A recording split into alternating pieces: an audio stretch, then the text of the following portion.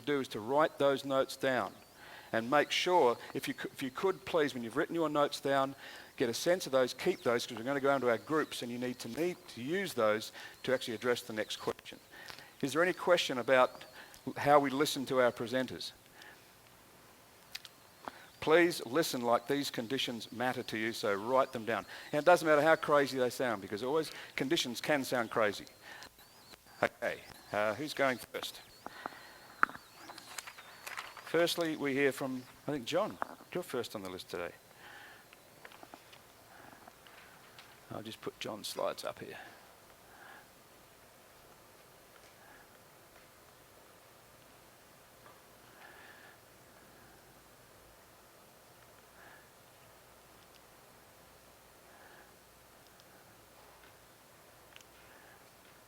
Okay. John Rannenberg from Raytheon. I've got a 4-hour presentation that I'm going to condense to about 3 minutes, so some of the detail just is lost. But I come from Raytheon, and I'm not part of the corporate emergency response element. I actually represent a think tank in Raytheon. There's about 18 of us. And our job, we were commissioned about 3 years ago to just go look at complex problems and come up with some solutions to them as it relates to our customers. And so this whole issue of how to understand complex missions or events is something we've spent an enormous amount of time and effort on over the last 2 or 3 years. I'll give you sort of this sense of it in background. As you may know, Raytheon, big company, 70,000 employees.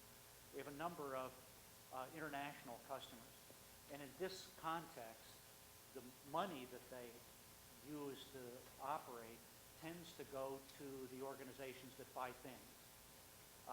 Seldom do the entities within our customer base who are pulled together to devise holistic solutions to complex missions, seldom do they get the money, the vast amounts of money to do that work, to create that understanding of the end-to-end problem.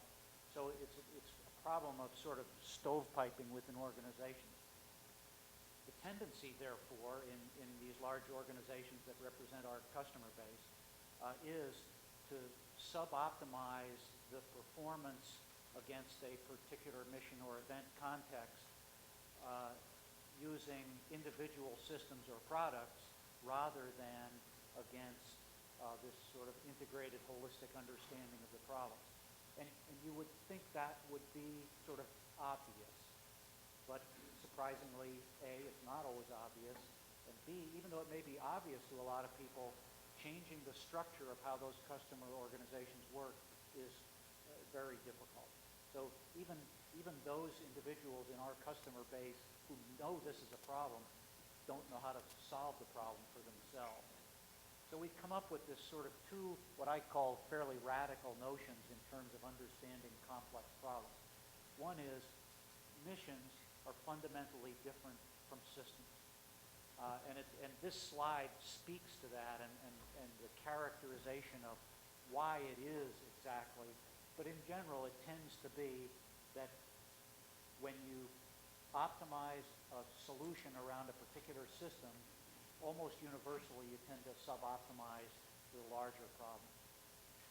The other thing that we've stumbled onto, which again sounds intuitively obvious but is not necessarily, and that is you ought to do this. Solve the problem first, then buy the stuff. Almost universally, we see in our customer base, they buy the stuff and then try to figure out how that's going to help solve the problem. Go ahead to the next slide, Larry, if you would.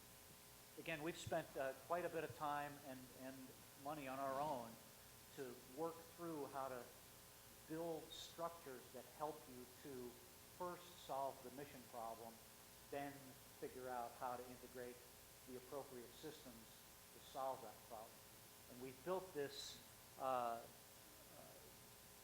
process, and this is a fairly simplistic view of it. I have lots of other more detailed pictures that help understand how we attack this. But in general, the idea is this.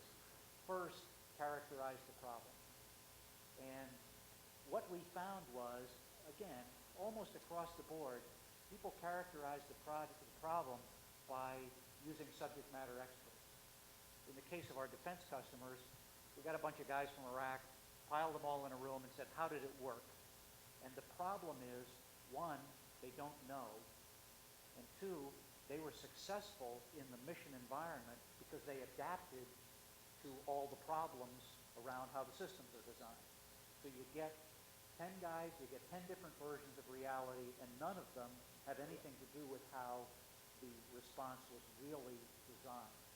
So the first piece of this problem is really to characterize the mission precisely. Then look at the documented architecture of the solution, how the systems wire together, how the organizations wire together, what information goes where. And not, again, not anecdotally, but how it actually works based on documented input. Then we create what's called a mission model. And people tend to do this, kind of PowerPoint, draw flow charts, static pictures of how things work. We've concluded that that isn't a powerful enough tool to understand it. So we've developed a set of tools based on executable mission models. Essentially, it's flow charts where you can actually see the mission evolve. Moderately more complicated than that, but that in general is it. A static picture isn't going to get you there. The reason that these executable models are important is because in a static picture, if it's 5 steps, you can look at it and go like, yeah, that'll work. If it's 300 steps, as some of the missions that we deal with are, there's no person on earth that can look at that and know that in every case it's going to work. By using these executable models, it identifies the discontinuity, the breaks, the breakdowns as you run the thing, and you can see where it doesn't work. The next piece of this that we've developed is the ability to actually exercise the mission in a testing environment. We've created a backbone that allows us to link together real systems, simulations of systems, real people, simulations of people. By allowing that work to happen in a laboratory environment, we can actually run the mission and see how it really works with the people that are actually doing it. The analytic tools that you get out of those 2 modeling techniques then allow you to go back and revise the published doctrine, the way the systems work, and how responsive you are to various stimuli in the mission event. And I'm going to stop there and just tell you that that's about where we are with this, and that's why I'm here. I hope that's what Yeah, that's looking for. that's fine. We will be testing people on John's presentation.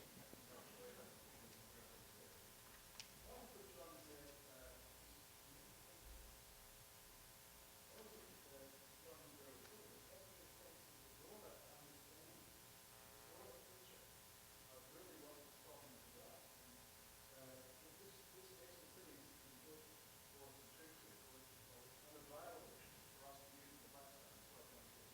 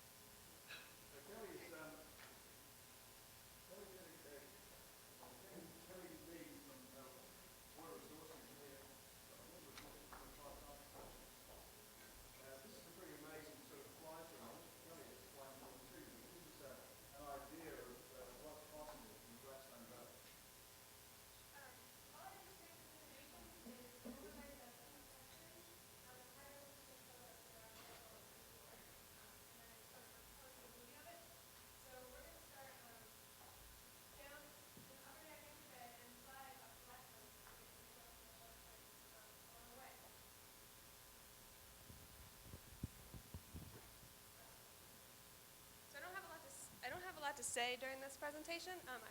There are some info sheets that I think Veronica handed around, just some statistics about the floodplains in the Blackstone Valley. The floodplains impact 24 communities and 32,000 acres, which is about 10% of the total land area in the Blackstone Valley watershed. In Rhode Island, there are about 500 residential structures in the floodplain, and there are about 1,125 residents in those structures. In Massachusetts, the area is a little bit less densely populated. There are only about 100 residential structures in the area, impacting about 250 residents. These are the FEMA floodplains. So this is the 100-year flood. The flood that we had in October 2005 was about 90% of that flood stage. So these floodplains are a little bit bigger than what we would have seen in October 2005. So it takes about 10 minutes to get all the way up to Worcester. Kelly, can you give us some markers to let us know where we are? You know, I'm not super familiar with the area, and If there's, I apologize, I don't know the valley that well, and there's very close.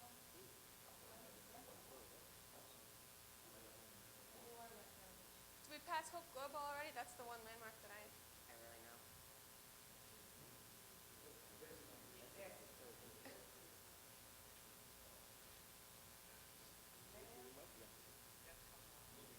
So this is an old driving movie theater. I think maybe Lonsdale, that's Lonsdale. Yeah, not quite up to Hope Global yet. is everybody kind of oriented now? And we're following the path of the river exactly. So it's